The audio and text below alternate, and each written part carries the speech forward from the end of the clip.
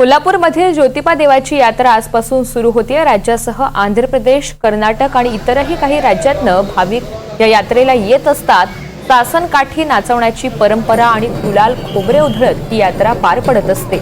विशेष म्हणजे विविध लोकप्रतिनिधी सुद्धा या यात्रेसाठी दाखल होत असतात। ते सुद्धा सासन काठी नाचवतात। आज लाखो भाविक कोल्हापुरात याच निमित्तानं पोहोचलेले आहेत।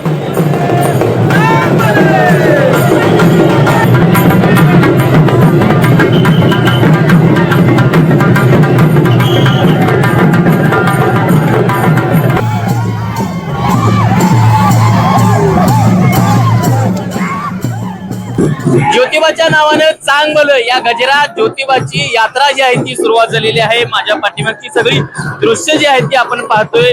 ज्योतिबा मंदिर परिसरामधली ही सगळी दृश्य आहेत। सकाळी भाविकांची जी गर्दी जी आहे ती अलोट गर्दी अशी जी आहे ती या परिसरामध्ये सध्या पाहायला मिळते। भाविकांच्या मांदी आहेत ती ज्योतिबाची यात्रा जी आहे ती सध्या सुरू झालेली आहे। या ज्योतिबाच्या यात्रेनिमित्त मोठा पोलीस बंदोबस्त देखील लावण्यात आलेला आहे। सकाळी पहाटे 4 वाजताच्या आसपास काकड आरती झाली। त्याच्यानंतर पन्हाळा तहसीलदार यांच्या हस्ते शासकीय अभिषेक झाला आणि त्यानंतर 7 वाजता महापूजा झाल्यानंतर 10 वाजताच्या आसपास दुपारती जी आहे ती पार पडणार आहे। ही सगळी दृश्य जी आहे ती आपण पाहतोय। सासन काठी नाचवत गुलालाची उधळण करत ज्योतिबाच्या नावाचा जागर जो आहे तो केला जात आहे।